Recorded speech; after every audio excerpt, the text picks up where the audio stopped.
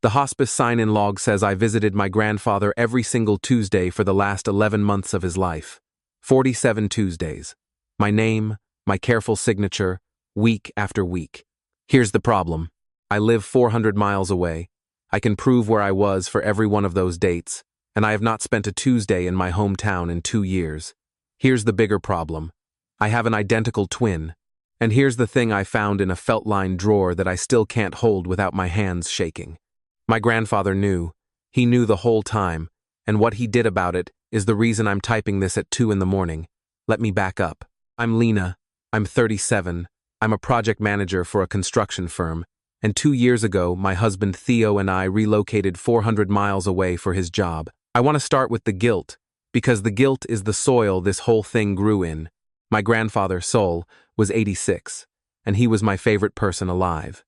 He raised my mother, he half-raised me and my sister, and when his heart started failing last year and he moved into residential hospice, I did the math that every long-distance grandkid does, flights and budgets and vacation days, and I landed on 1 weekend a month. 1 weekend a month, 12 hours of driving or a flight and a rental car, and I did it, every month, and it never once felt like enough, and everyone in my family made sure I knew it wasn't. Because my identical twin sister, Vess, stayed local, and Vess, according to the family, was a saint. Vess practically lives at that hospice. Thank God for Vess. My mother, Corinne, said some version of it on every phone call, usually right after asking when I was coming down next, in the tone you'd use with a contractor who was behind schedule. And look, I believed it too. Vess is a realtor. Her time is her own, and she posted about Grandpa constantly. She once FaceTimed me from his room, spun the camera around his bed. Say hi to your other granddaughter, Sol, and I sat in a parking lot 400 miles away and cried with gratitude that he wasn't alone. I want you to remember that FaceTime. I've had to reevaluate every second of it. Some things about me and Vess, because the twin part matters more than anything. We're identical.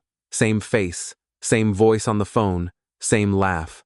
Growing up, teachers mixed us up, boyfriends mixed us up. Our own father mixed us up at my high school graduation. The family joke, the one we told at every gathering, was that exactly one person on this earth had never once, not one time in 37 years, confused us.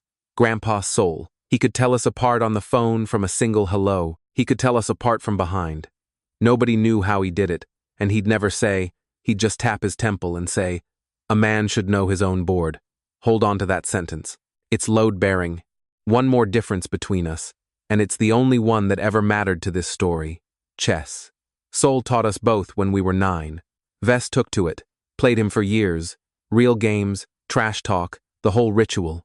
It never stuck to me. I'm the twin who can't play. I know how the horse moves roughly, and that's my ceiling, and it was a running joke of my childhood. Sol shaking his head over the board going, "One granddaughter with patience, one with excuses." Okay, the last year of his life, compressed, because you need the shape of it. My monthly weekends with Sol were mostly Saturdays. We'd sit. I'd smuggle in the deli pastrami he wasn't supposed to have. He'd tell the same trucking route stories from his working years and some new ones, and he was sharp, read it, I need this on the record because of everything coming. Sharp to the end, doing crosswords, correcting the nurse's pronunciation of his medications. On my October visit, I noticed a chess set had appeared on the little table by his window, a nice wooden one I didn't recognize, and I said something like, "Oh, are you and Vess playing again?" And Sol looked at me for a second too long, in a way I felt but couldn't read, and said, "Every Tuesday, sweetheart. Best games of my life." I thought Tuesday was a slip. Vess had told me her days were Thursdays. I didn't correct him. You don't correct a dying man about a calendar. God forgive me. I thought I was being kind. And one small thing from last spring that meant nothing, until it meant everything. Theo got a phone call one evening, took it out to the garage, which he never does, came back in 11 minutes later a little pale, and said it was a spam thing about his car's warranty. My husband is a terrible liar, and I knew it and I let it go, because you let 100 small things go in a marriage and 99 of them are nothing. That call was the one. Sol passed in February, peacefully, a Tuesday night, which the family found poetic. and I'm going to skip through the grief except to say two things. First, at the funeral, my mother hugged Vess for a long time and hugged me like a coworker. And second, a detail from 6 weeks before he died that I filed under hurt at the time and have since refiled under evidence. Sol had a bad episode in January, a night in the hospital wing, touch and go for a few hours, and nobody called me. I found out 3 days later from my great-aunt, secondhand, and when I called Vess in tears asking why, my sister sighed the sigh of the perpetually burdened and said, "Honestly, Lena, by the time it stabilized, there was nothing for you to do from out there except panic, and he had me. I made a judgment call. You can't manage a bedside from 400 miles away. I apologized to her, Reddit. I actually apologized for the inconvenience of my worry. It never once occurred to me to ask what else was being managed about which granddaughter the dying man saw and heard from and thought he knew." The will was read 3 weeks later at the office of his attorney, Miss Danner. Small room. My mother, Vess, me, 2 of Sol's surviving siblings. And Reddit, I need you to understand what everybody in that room expected, because Sol had said it out loud for 30 years, at birthdays, at Thanksgiving, tapping the table. Even Steven. When I go, it's even Steven between my girls, so nobody ever has a reason to be ugly. We grew up on that sentence. Miss Danner read the will. The lake cabin, where every summer of our childhood happened, to Vess. The brokerage account, a little over $400,000, to Vess. The 1,967 Corvette he'd rebuilt in his 60s, the car both of us learned to drive stick on, to Vess, and to me, and Miss Danner read this part slowly, looking at me over the paper in a way I mistook for pity. To my granddaughter Lena, I leave my chest set, as she knows why. As she knows why. Reddit, I did not know why. I have never in my life played a full game of chess. I sat in that little room while the floor tilted, and I watched my mother's face do something complicated and settle on unsurprised, and I watched my sister, my identical twin, receive the news of our grandfather's broken 30-year promise with a small, sad, gracious nod, like a queen accepting a heavy crown. She reached over and squeezed my hand. She said, "He loved you so much, Lena. Distance is just hard on old men." I didn't cry about the money, and I need the comments to believe me, because my family didn't. It was never the money. Theo and I do fine. It was the sentence, as she knows why.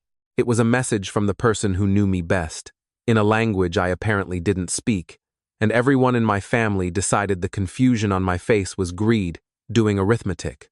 By that evening, my mother was already managing me. "Don't make this ugly, Lena. Your grandfather saw who showed up. Maybe sit with that instead of calling lawyers." The repast was at my mother's house, and that's where the ground actually opened.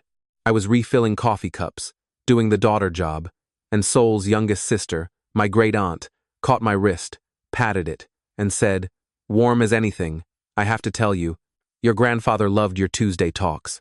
Every Tuesday, he'd tell anyone who'd listen. My Lena beat me twice this month. He was so proud you finally learned the game." My Lena, every Tuesday, finally learned the game.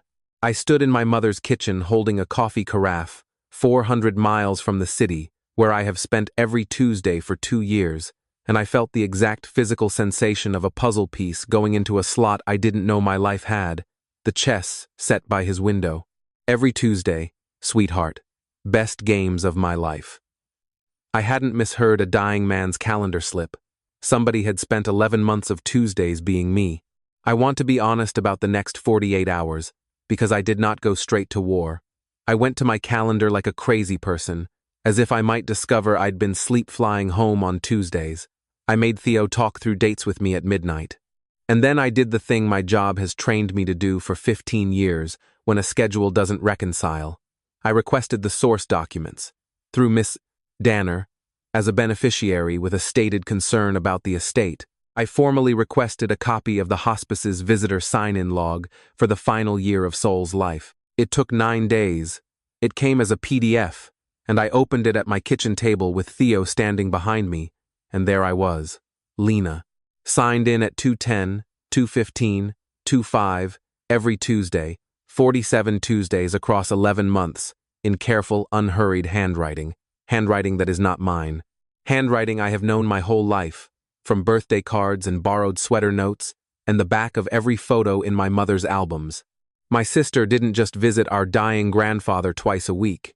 She went once as herself, and once as me. But I'm getting ahead of myself. A lot of you are going to ask why I didn't drive the 400 miles that night and put the log on my sister's kitchen counter. And the answer is that I tried something dumber first. I tried my mother. I built the file the way I'd build one for work.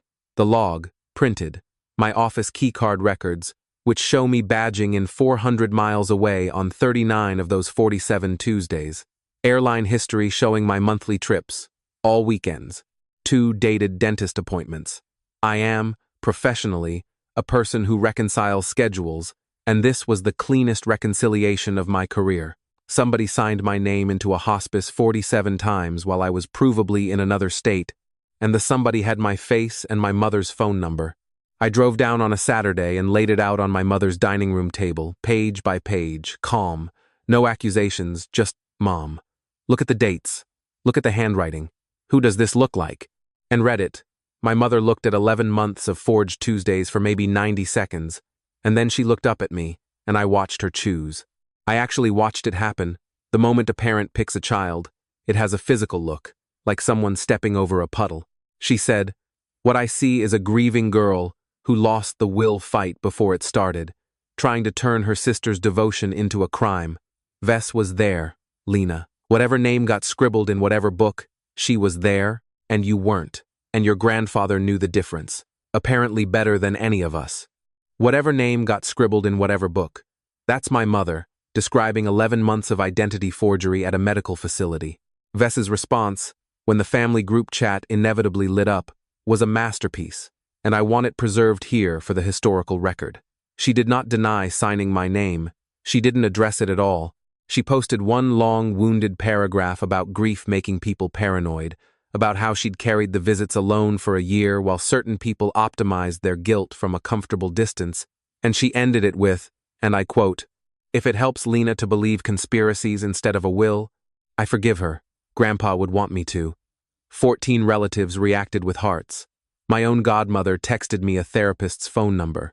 Within 1 week, the story had fully set, like concrete. I wasn't the twin whose identity got worn to a dying man's bedside. I was the greedy one, contesting a saint. And I'll confess the low point, because these posts are worthless without the low points. There was a Tuesday night, about 2 weeks in, when I sat in my car in a grocery store parking lot and genuinely interrogated myself. Not about the facts. The facts were in a folder on my passenger seat, about whether to just eat it, let her have the cabin and the money and the sainthood, keep my 400 miles, keep Christmas civil. People do it every day. Families run for generations on somebody deciding to eat it. And here's the thing that stopped me, and it wasn't the money, I swear on my grandfather. It was the chess set, still in its wooden box in my trunk, because I hadn't been able to bring it into the house, as she knows why. He didn't write, as she'll figure out, or, as her sister can explain. He wrote, as she knows why, to the granddaughter who famously, jokingly, lifelong, could not play chess. My grandfather did not make errors of fact about his own family. He was the one person who never mixed us up, which meant that sentence wasn't confusion. It was an instruction. So I called the hospice. Not the records office this time. I'd already gotten the log.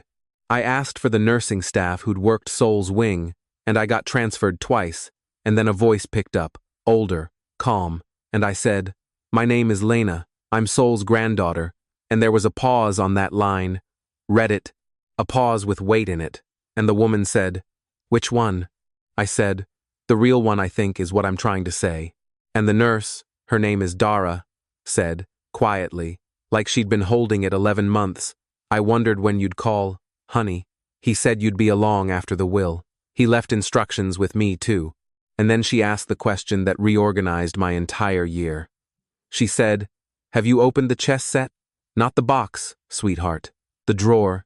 Saul had me line it myself." I was standing in my kitchen. The box was still in my trunk. I walked out to my car in my socks, in March, and I brought my grandfather's chess set inside, and I found the seam in the base I'd never looked for, and I slid open a shallow, felt-lined drawer.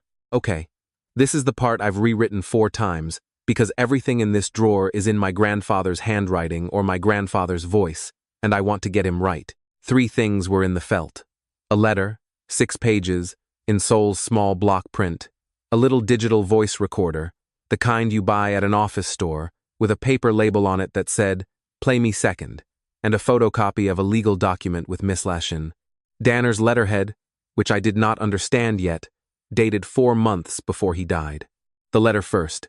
I'm going to give you the parts I can type without falling apart. Lena, if you're reading this, the will's been read, the room believed it, and you went and got the log. Good girl. I told Danner you'd go get the log. She bet me you'd confront your sister first. Tell her she owes me $5. He knew from the first Tuesday. That's the part I have to just say plainly, because he says it plainly. 11 months ago, on a Tuesday afternoon, a woman with my face walked into his room, kissed his cheek, and said, "Hi, Grandpa, it's Lena. I've started coming down weekly. Don't tell anyone. I want it to be our thing. Our thing." She built the secrecy right into the Reddit. That's why he told everyone only in scraps, and why nobody ever mentioned it to me directly for 11 months. It was Grandpa's sweet little secret with his Lena. And Sol wrote, "I knew before she sat down, 37 years, I have never once mixed up my girls, and I didn't start that Tuesday. You want to know the secret, since I'm dead and can't enjoy keeping it. Your sister walks into a room like she's checking who's watching. You walk in like you're checking who needs coffee. A man should know his own board. And then, the sentence I will hear in his voice for the rest of my life. So I had a choice, sweetheart. Throw her out and die in a family war. Or pull up a chair and find out what my granddaughter needed so badly that she'd wear her sister to a deathbed to get it. I chose the second one. I'm a curious man, and I had the time, if you'll forgive the joke. He played along for 11 months. Sat across a chessboard from my sister while she performed me, and performed right back, a dying man running the longest countercon of his life from a hospice bed. And what he learned is the part that makes this a tragedy and not a heist. So here it is, in his words. You should know what she did with your voice, because it's the whole reason for everything I've done. She didn't come as you to make you look good, Lena. Twice a week I got both shows. Thursdays, Vess came as Vess, patient as a nun, fluffing pillows. Tuesdays, she came as you, and you complained. You checked your watch. You asked about my accounts, twice, casual as weather. You wondered out loud what the cabin would go for and whether this facility was, quote, worth what it costs. Week after week, my Lena sat in that chair and showed me a granddaughter who was counting my money and my minutes. She wasn't stealing my estate, honey. That was just the invoice. She was stealing your seat. She sat in your chair and spent your voice. I had to stop reading for a while at that point. Theo found me on the kitchen floor with the pages, and I'm not ashamed of that. 11 months, 47 Tuesdays. My twin sister used my face as a puppet to make a dying man believe I was tallying him up like a repossession, and the will we all heard, the cabin, the 400,000, the Corvette, that will wasn't Sol abandoning even Steven out of hurt. That will was the scoreboard my sister thought she'd won. Except the photocopy on Danner's letterhead, dated 4 months before his death. It's a codicil. For those as ignorant as I was 3 weeks ago, a codicil is a legal amendment to a will, fully executed, witnessed, and it supersedes what it touches. And my grandfather's codicil, witnessed by Miss Danner and by Nurse Dara on a Tuesday afternoon, does 2 things. It reverses everything. The cabin, the brokerage account, the Corvette, all of it, to me. And it makes the reversal contingent on one condition, which I'm going to quote exactly, because my grandfather wrote it, and it's perfect. This codicil shall be presented only after the visitor log of my residence has been formally obtained and examined in the presence of my assembled family, so that the family sees the handwriting and not just the ending. He left the old will undisturbed on purpose. He let it be read.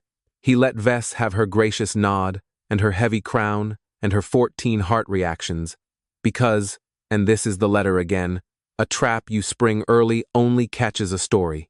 A trap you spring late catches the whole animal. Your sister needed to stand all the way up in front of everyone before the floor moved, and the family that found it so easy to believe the worst of you, sweetheart, they needed to be in the room, not for revenge. For calibration, And then the recorder. Play me second. Theo and I sat at the kitchen table and pressed the button, and my grandfather's voice filled my kitchen, thin but absolutely himself, and in the background you can hear a chess clock ticking, because of course you can.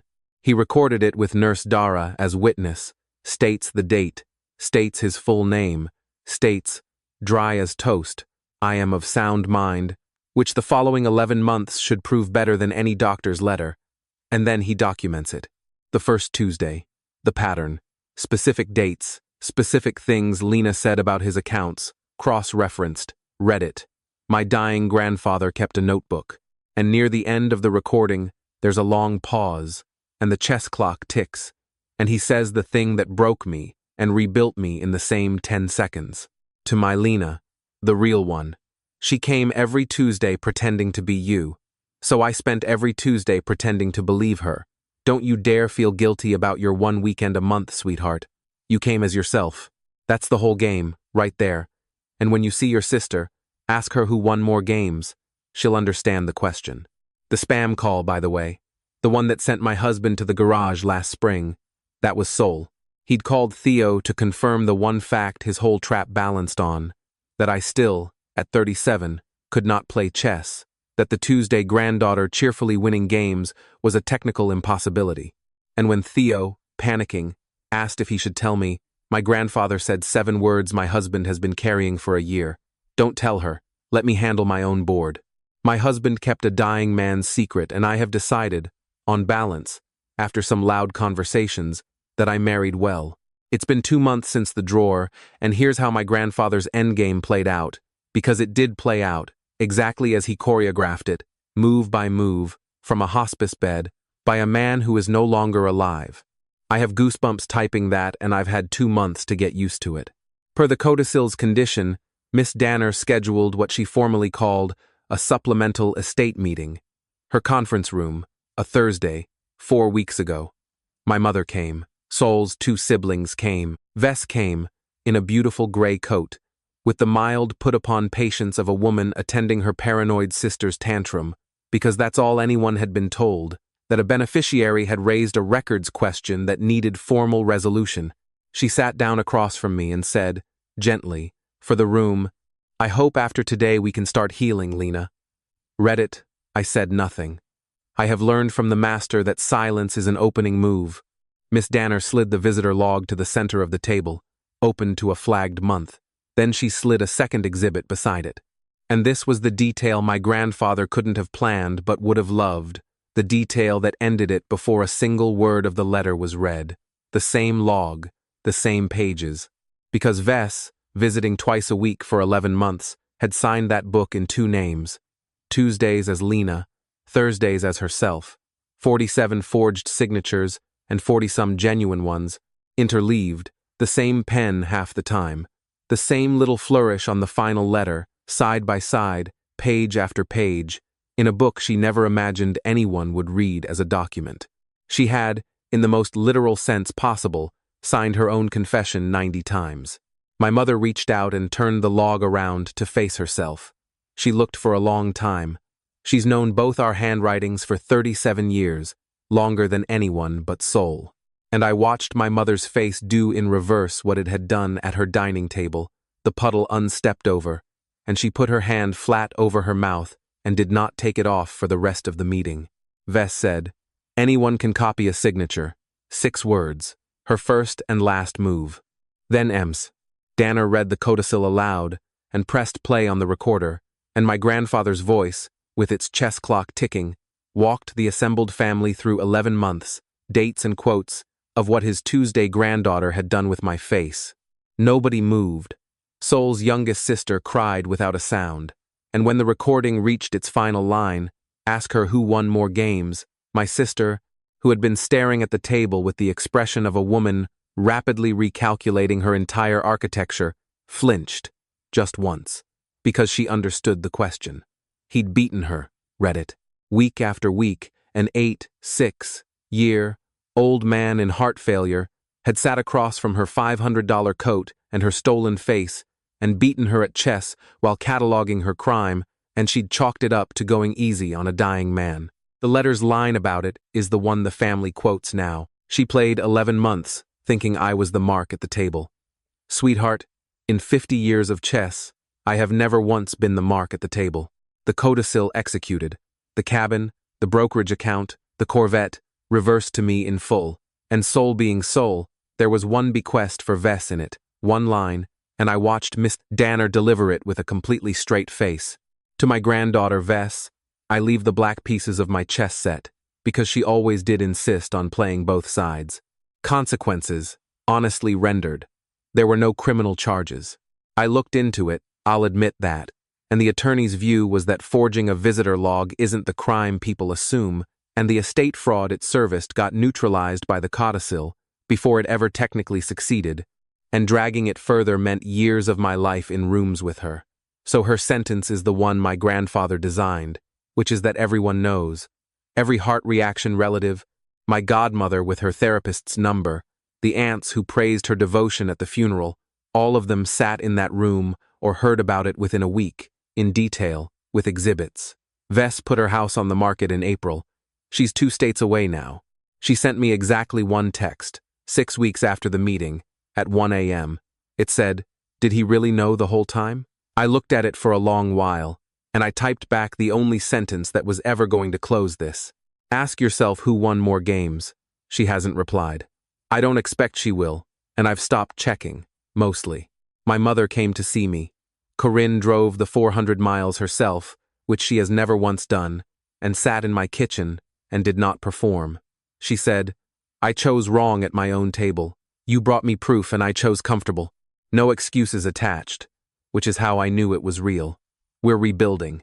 It's slow, and it's honest, and some Sundays it's just her helping me sand cabin shutters in silence, and silence with my mother has started to feel like a language instead of a verdict. The cabin is mine, and it's full of all of us, every summer we ever were, and I've decided that's allowed to be complicated. The Corvette lives in its garage, and I drive it to the lake with the windows down, and cry about 1 mile out of every 40, which Theo says is a reasonable ratio. And the chess set sits on my kitchen table, minus its black pieces, which I mailed to my sister in a small box with no note, because my grandfather's bequests get honored in this family, all of them. And here's the part I didn't see coming. I'm learning to play, bought a beginner's book, doing the little puzzles at night, teaching myself on his board, white pieces against the internet. I'm terrible. I would have lost to him in 9 moves and he would have loved every second of it. Last Tuesday, and yes, I've started noticing Tuesdays, I set up his side of the board the way the book showed and just left it there overnight, mid-game, the way he used to leave games with Vess running for a week. It felt less like grief than like leaving the porch light on. Some of you will know exactly what I mean. So that's the whole story. And here's what I actually can't resolve. And I want real verdicts, not just the fun ones. My grandfather spent the last 11 months of his life running a sting on his own granddaughter instead of confronting her, and he used his own deathbed as the board. Was that wisdom, or did a dying man spend his final year on a game when he could have spent it on the truth? Should I have pushed for real legal consequences instead of letting exposure be the sentence? And the one that gets me at 2 a.m. He wrote that I shouldn't feel guilty about my 1 weekend a month because I came as myself.